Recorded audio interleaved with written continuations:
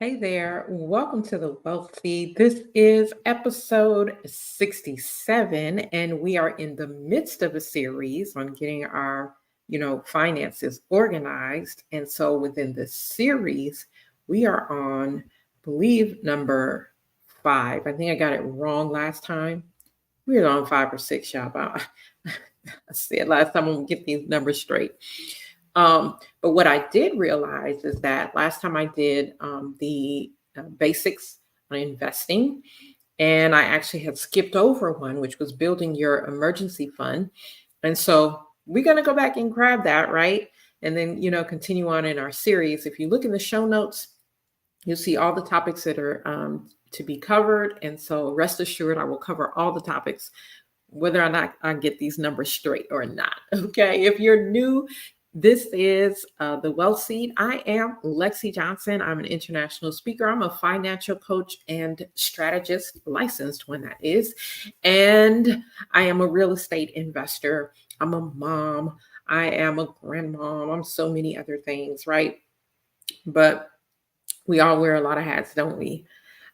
So today we are talking about building your emergency fund and other savings. If you missed we didn't have an episode last week because of the holiday, so it would have been Thursday before last. If you missed that episode, in the show notes or in the description, you will find a link to that, and you can go and catch that.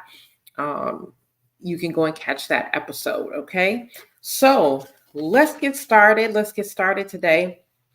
And what I want to do is just kind of give you guys, first of all, an overview of what we're going to be discussing today. So, welcome back. If I didn't say welcome back to those of you who are repeat listeners. Today, what we're going to be talking about is emergency savings and other types of savings, an emergency fund and other types of savings, right? We are, of course, going to include biblical principles, all right, because that's what we do here at Money Mastery for Her. We are into making sure that you can master your money God's way. We are calling for radical, godly stewardship in our money mastery, if you will. All right, so let's first discuss why it's important to have an emergency fund, why it's important to have even other types of savings, and I will definitely kind of name a couple of them. So the reason that it's important to have an emergency fund is because emergencies happen, right? But not only do emergencies happen, they seem to happen at the most inopportune times. They seem to always involve some type of money. And, a lot of times they are unplanned. Now, there are times when I feel like things are not really emergencies. It's just that we've neglected something. And so it eventually, comes back to bite you in the behind.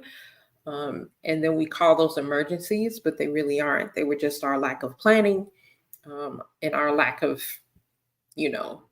paying attention to things that needed paid attention to.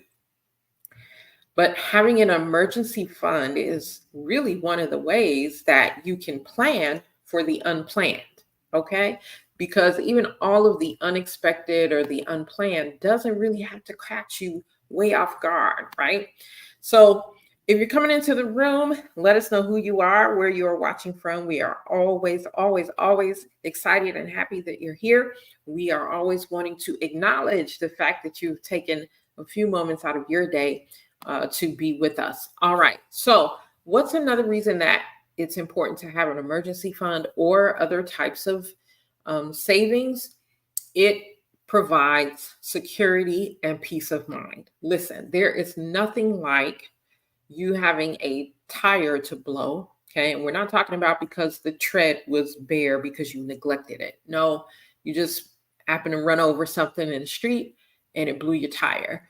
And there is nothing like being able to be like, okay, right? Because you have the funds in the bank for that kind of thing. Okay. Now, there are other types of savings, right, that you can have that will help you to achieve maybe some milestones. So maybe you want to take a vacation.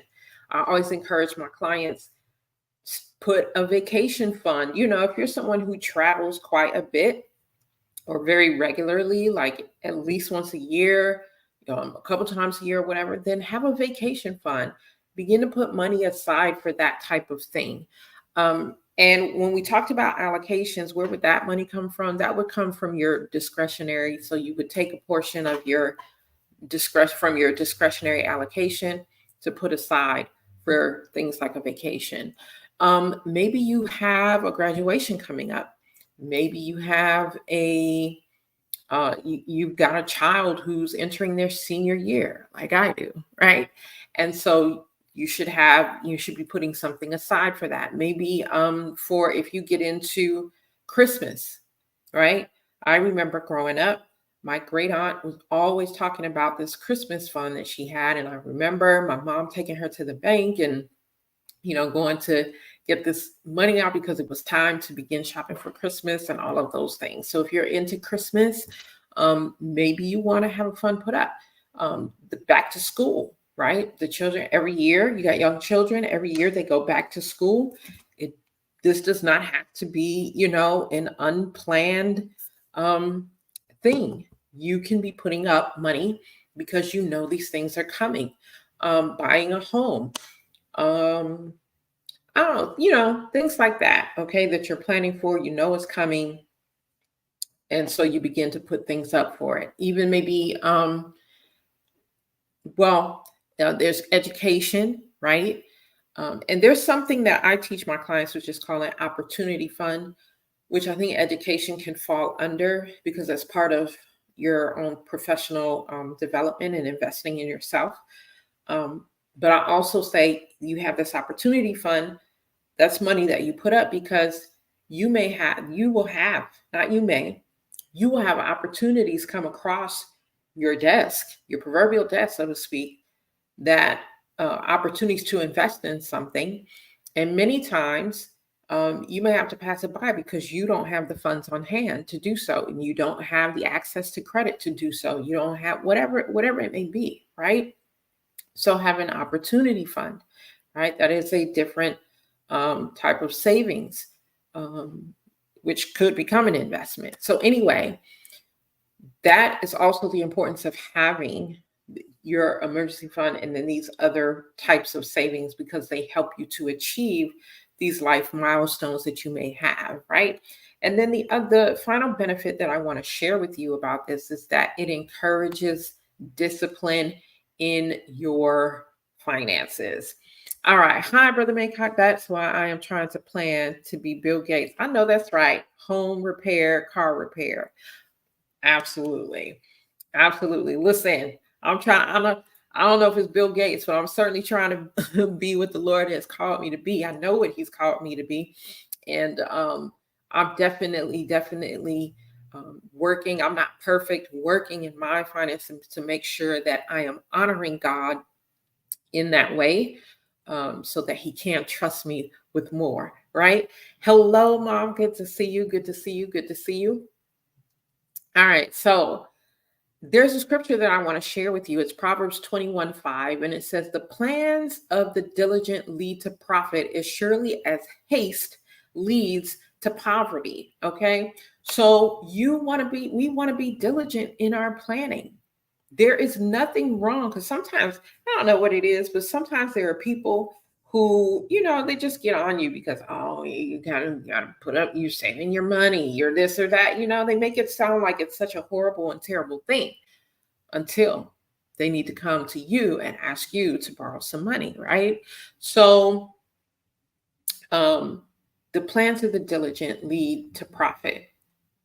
Plan, okay? Plan. There are things that you want to accomplish in life. What is the amount of money that is associated with that? And plan for it. And people, it really doesn't matter. Someone say, well, I don't make a whole lot of money.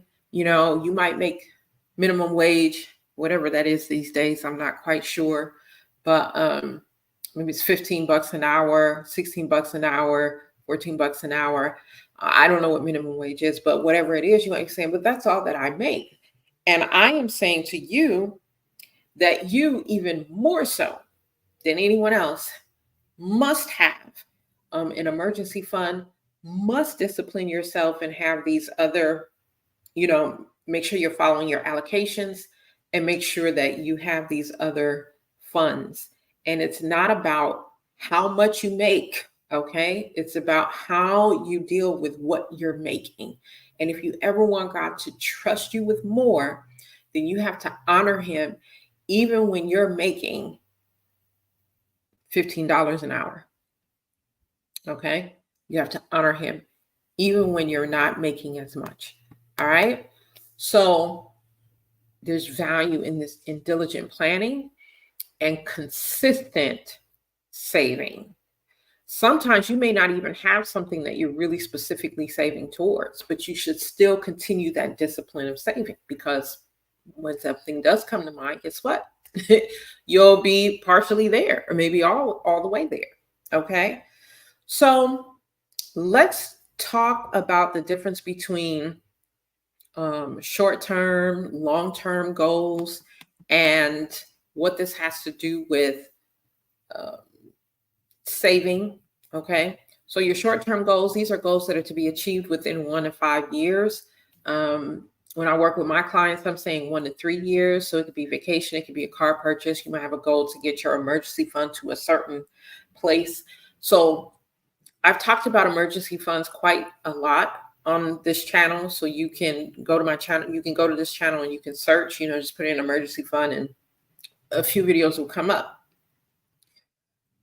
But your emergency fund, if you're wondering, how much should I have in that?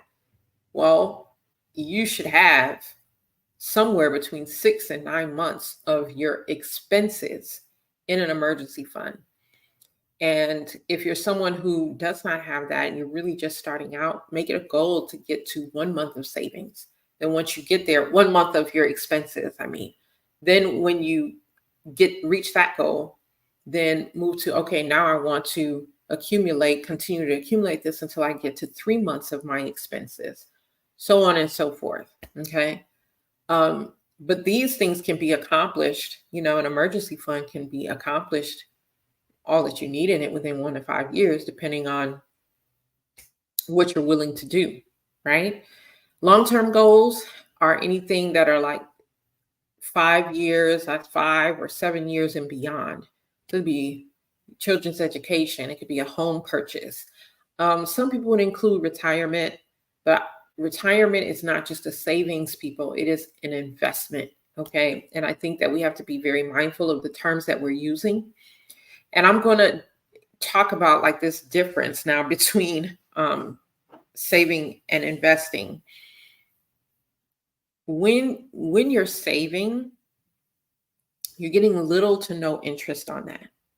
Okay. Little to no interest. And we're going to talk about how you can get some interest even on your savings account in a bank, but you're getting little to no interest.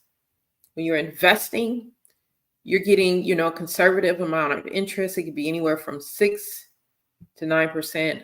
Or if you are an aggressive investor, you can tolerate risk. Then you may have investments that are going to yield you double-digit returns, anything 10, rate of return 10 or more. Okay. So know the difference between saving and between investing. With your retirement account, you don't simply want to save. You want to invest because you want something that is going to keep up with, not only keep up with inflation, but beat inflation. Okay. Anything that you are doing for the long term, like retirement, you want a return that's going to compete with, or I would say beat inflation. Okay. So just some tips for setting your goals. Again, you first of all, you want to sit down and think about what you value in life, right? Because the thing is, whatever you value in life, then your funds should follow that. Okay. Your fund shouldn't be way off over there doing its own thing. That means that you're there's a mismatch, or what you say you value isn't what you really value. Because there's a scripture that says, oh my goodness, now I drew a blank about the treasures of your heart, right?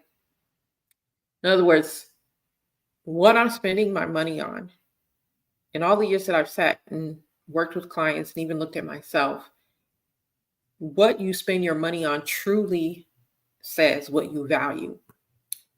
A can be coming out of your mouth, but what's going on in your finances in C, and because that's what's going on, that is the truth about what you value. Okay.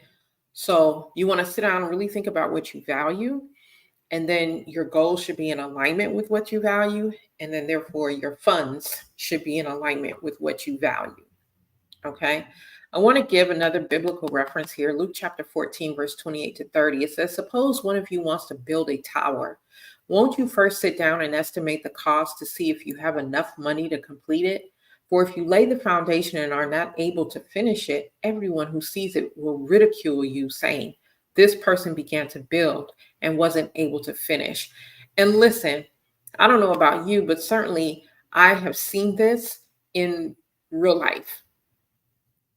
People starting something but cannot finish because they did not really plan. They don't have the money to see it through. Now, that could be with an actual building project, because that goes on quite a bit. Or it could just be with things that maybe you started a class but couldn't finish because, you did not plan. This is why the other scripture, that the plans of the diligent lead to profit. Okay. So, and this is why you want to consistently be putting money aside.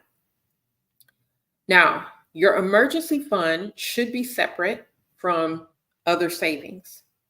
Okay. Your emergency fund should be separate from other savings. It should have its own account. Okay. Or a sub account under your main account, right? It should be its own thing, because that money is for emergencies only, right? People have often come to me and said, I'm not able to keep anything in there. I put money in, I take it back out. And I'm like, because you're using it for things that really aren't emergencies.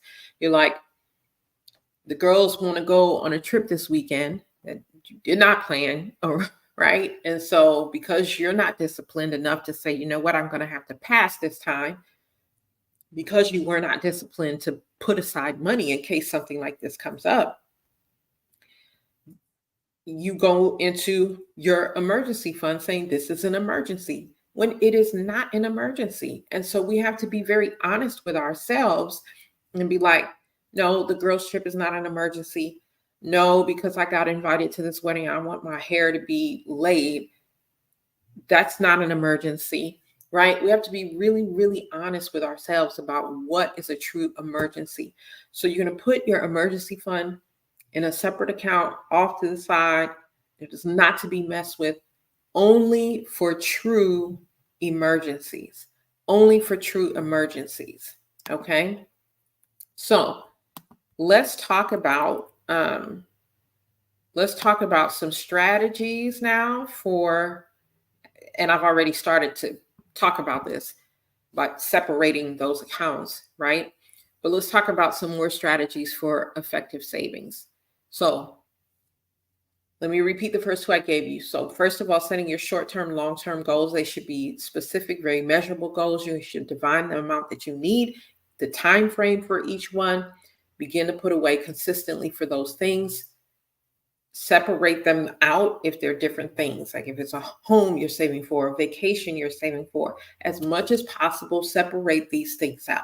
Okay, that's strategy 1 and 2. Set your goals and then separate out your emergency funds and these other savings if necessary. You could have an emergency fund and then just a savings for any and everything. You can do that. Depending, sometimes, I'm like, you may even want to break up that general savings a little bit more, especially if you have something that is designated. Okay. So I would advise make sure be at a bank where you don't get charged for every account, fees for every account that you have, right? That they have some free accounts that you can take advantage of, right? So open dedicated accounts for these different goals. So there's no mingling of the funds. There is no confusion. There is no, you know what I'm saying? There is no, and again, discipline yourself. If this money is what you're saving for vacation, don't dip into the vacation fund and use it for, you know, uh, I don't know, buy a house. Okay, don't do that, right? Because then when you're ready to go on a vacation, you're gonna be kicking yourself because you messed around with the funds. So open dedicated accounts for these different goals so that you can avoid the mingling of funds. Automate your savings. Okay, set up automatic transfers. I work with my clients when we put their allocations in place. I show them how to set this up at their bank and then how to put these things on automatic so that the monies that are supposed to be going into these accounts um, from their pay does it automatically, right? Because most people are just not disciplined enough to do it on their own. Now, there are a few, there are definitely a few um, who are very disciplined enough to do it. But most of the people that I have worked with, let me just say the people that I've worked with, okay, don't have the discipline. And so, therefore, to automate it allows for them to, the automation does the discipline for them. Then you're going to go and you're going to monitor and you're going to adjust these dedicated accounts regularly. You're going to review the progress. You're going to adjust your contributions as needed. Okay. Sometimes you have to, in the beginning, make a sacrifice until you get to a certain point, and then, a huge sacrifice, I should say, and then you get to a certain point, and then you can, kind of back off a little bit. Or you might find, which most of my clients do, you might find that as you are consistent with it, is building this momentum and you like seeing the funds that are accumulating. So you begin to contribute more. More often than not, that's what happens with my clients, is that they see the thing growing. And so they decide, you know what? I can do more. I can contribute more. It's not that they've gone out to get another job or anything like that. They just look at where they're wasting money and like, this is not a priority. This is what I value. This is a priority. And so I'm going to do more, right? So monitor and adjust regularly, right? Review the progress, adjust your contributions as needed. Proverbs 13:11 says, dishonest money dwindles away. Can I tell y'all, I know that to be true, okay? Dishonest money dwindles away, but whoever gathers money little by little makes it grow. And that's the other thing that I'm always reminding my clients is that this is a process. This is a marathon. This is not a sprint. This is not, hey, Minister Hope, I'm just seeing your comment. Good to see you. This is a marathon. This is not a sprint. This is not how fast can I go, right? But it is little bit by little bit by little bit. But the thing is, before you know it, you'll be sitting where you want to sit, right? So when we do things hastily, or we're picking out of this account when we're not supposed to be, taking that money and putting it over here, and that money is gone. This is why a lot of you will come to me saying, I've tried to do an emergency fund, but I can't. The money keeps going away. Yeah, because you're dishonest about the fact that you're using the money for things other than an emergency. And let's just start there, right? Or how about when you open the account, you lied to yourself and said that you were going to save money because you're not disciplined enough, right? But also, it's not even just the lack of discipline. What I find is, again, when you don't have clear goals set, when you don't know what your values are and commit to making your finances align with your values, then you find yourself in these situations, dishonest money dwindling away. Okay. But whoever gathers little by little makes it grow. So this is consistent, honest efforts in saving. Okay. Trusting in the gradual growth. Honest efforts in your saving. Okay. That's what I'm talking about. Don't say here come to me. A lot of people come to me. Oh, I just, I've been putting money up, but things keep happening over and over. Things keep happening. And I know life happens, but again, was it a true emergency? You know what I'm saying? Don't lie to me because you know what I'm saying? I've heard it all, right? You're really lying to yourself. Man, and in so many areas of our lives, not just finances, that's so key. We got to stop lying to ourselves, right? Be honest with ourselves. Listen, I'm horrible. I have not done what I'm supposed to do. And I need to call myself to the carpet. And I need to either I'm going to make this commitment to do right or I'm not, right? So let me give you some actionable tips because I don't want to get into preaching and all that good stuff. let me give y'all some actionable tips. We've been talking about building your emergency fund and a savings today. We've talked very generally because I've done some other videos that are more in depth or a little more detailed, specifically about saving emergency funds. I've done master classes on emergency funds. Okay. So let me give you some actionable tips. Number one, list your goals. Write down your short-term and long-term financial goals. Specify the amount needed and the time frame for each goal. Write down then from those goals what kind of savings that you need to put in place. Okay. The emergency fund, standard. Everybody should have one. But then you might want a vacation fund if you vacation a lot. Or if you're saving for a home, you might want to have a savings for purchasing a home, so on and so forth. Okay. So write those different things down. Then you're going to create a plan, okay, for your emergency fund and for the other savings funds that you may have. You're going to determine how much you're going to save for each month and what allocation that money is coming from. So your emergency fund is going to come from your profit first allocation. Now, if you've been following me, you know what I'm talking about. If you're new to me, you're not going to know what I'm talking about. I don't have time to go back through it today. However, again, I do have videos on allocating and budgeting. So you can go to my YouTube channel, Money Mastery for Her 54, or you can go to my Facebook page, look under videos, put in a search for allocating, okay, and watch it because I have some very detailed videos on that. All right, so you're going to determine how much you're going to save for each month for each of these savings, and we're going to determine what allocation they're coming from. The emergency fund is coming from the profit first. If it's vacation, coming from your discretionary, okay? If you're saving to buy a home, it may come from your household expense allocation, okay? And then thirdly, automate and monitor. Okay, I talked about that a few minutes ago, so I'm not going to beat a dead horse, but we want to automate these things so that there is consistency. And then you're going to regularly review your progress. You're going to adjust your contributions as necessary. All right.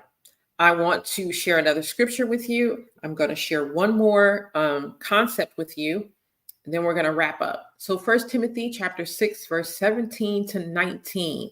Okay. 1 Timothy chapter 6, verse 17 to 19. I hope y'all taking notes. If not, come back, watch this later. Don't leave now, but come back and watch it again and take notes. 1 Timothy 6, chapter 17, verse 19 says, command those who are rich in this present world not to be arrogant, not to put their hope in wealth. That's so important, y'all. I talk about money all the time, but my hope is not in money. You all should know this, right? My hope is in God. So let me keep reading the scripture. Nor to put their hope in wealth, which is so uncertain, but to put their hope in God, who richly provides us with everything for our enjoyment, because he owns it all, right? Command them to do good, to be rich in good deeds, and to be generous and willing to share. There's some nuggets in here. Do good, be rich in good deeds, and be generous and willing to share. Look, the Bible is giving you, I would say, the cheat code, but you don't have to cheat. It's right there. It's telling you how you can, how God can trust you with more. These are some of the things that you can do. In this way, they will lay up treasure for themselves as a firm foundation for the coming age, so that they may take hold of the life that is truly life. Okay, so you're going to balance your saving with generosity and faith and doing good. All of this, right? Your faith in what? Faith in God's provision, right? That is such a gem. I wish I had time to break that scripture down even more, but go back and meditate on that one. Okay. Now, one last thing that I want to share with you all is the power of compound interest. And the reason why I want to explain this concept is because for your emergency fund or any savings fund, I would refrain from putting them in the regular savings. I would at least put them in a high yield savings account. Okay, at least. What happens is the interest earned on the initial principal and the accumulated interest from periods of time. This is what we call compound interest. The earlier you start saving, the more you benefit from the compound interest. Now, remember, these are savings at a bank. So, it's not going to be like super woohoo returns. However, again, don't just have a regular savings account. Have a high yield savings account where you're getting 3.5%, 4.5%, right? And be very mindful when you look for a high yield savings account. Start at your own bank, but when you look for one, some of them will say, "Oh, we're giving 4.5%," and then in the fine print, they're going to say, "Oh, we're only doing it, for the first 2 months of your account, or for the first, whatever." Okay. Yes, child, do good, do good, do good. So, but I would put them in a high yield savings account.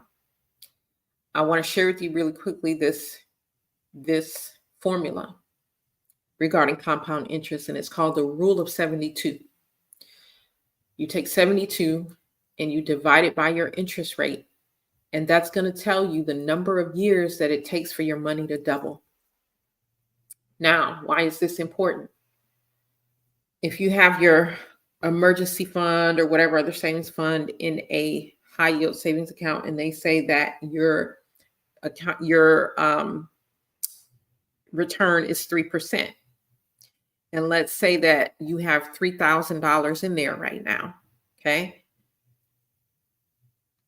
Your return is 3%. That is $90, okay, on that 3,000. Now, what you also need to know is whether or not this is a 3% per month. Is it a 3% per year? Is it right? You need to know that, because again, it's going to tell you how many years it's going to take for your money to double. Okay, so you take 72 divided by your interest rate. We said 3%. 3 is going to take 24 years for that $3,000 to double. So we're not necessarily banking on, we're not putting $3,000 in it and not putting anything else in it again, waiting for that compound interest to be doing something, because at that low rate, it's not. But it's better than a regular savings account, which is like 0.01 to 0.04, maybe if you're lucky, 0.08 somewhere. Okay. I've not seen one. Maybe there are a couple out there that are like 1%. Okay. So put in a high yield savings account. Remember that formula: 72 divided by your interest rate tells you the number of years that it takes for your money to double. You can also use this in your investments. And this is why we don't call a retirement account a savings. It's not a savings. It's an investment account. And you certainly don't want it only yielding 3%. We just found that it would take how many years? 24 years for that money to double. We don't have that kind of time when we're talking about retirement. So when we're talking about retirement, ideally, you want some double digits, right? But again, there's a trade-off between risk and your risk tolerance in in the return. If you're very conservative, the trade-off, you're going to get lower rates of return, which means you're not going to be able to accumulate as much. But if you can tolerate risk, you can, generate higher returns, and over time make more. Okay. So that is the power of compound interest. All right. So what did we learn today? That we need to start setting and saving for emergencies and for other short-term and long-term goals. We need to have dedicated savings for these things. Your emergency fund should be somewhere by itself, and your vacation fund should be somewhere by itself. And you're buying your home, you're saving for that, it should be somewhere by itself. These should be dedicated. Okay, that's what we learned today.